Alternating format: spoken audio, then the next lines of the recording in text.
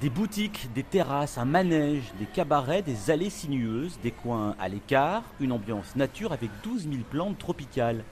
On se croirait dans une ville avec ses quartiers, ses immeubles, ses ascenseurs. Et pourtant on est en pleine mer, à bord du Symphony of the Seas. Le plus grand paquebot du monde est une ville flottante. Il y a même un hôpital et une prison.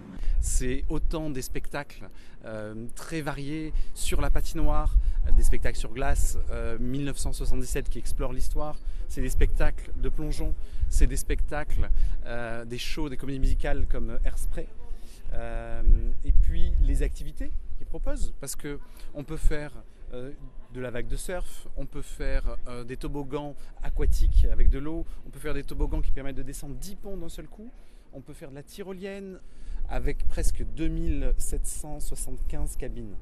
Donc on fluctue en fonction du nombre de passagers, parce que si on est en occupation double, on est autour de 5800 passagers, mais avec les cabines, quand elles sont avec les cabines triples et quadruples, on peut être autour de 6800 passagers maximum. Avec les 2200 membres d'équipage, effectivement, ça fait presque 9000 personnes.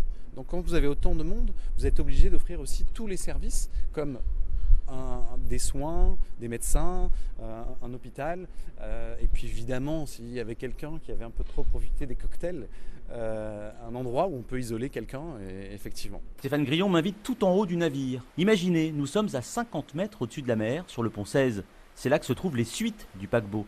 Il y en a une trentaine sur le Symphony of the Seas, et il y en aura encore davantage sur les prochains navires. On est où là ? On est dans une zone qui est réservée aux suites. Donc on a différentes tailles, hein. On a des suites qui peuvent accueillir 2 personnes, d'autres 4 personnes, certaines qui sont donc sur deux ponts différents.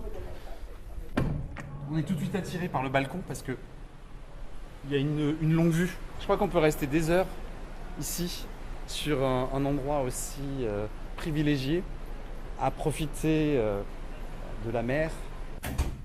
Katia vient pour la première fois sur un paquebot aussi grand, elle est émerveillée. Je suis à quai, je suis à terre, je suis peut-être dans un building.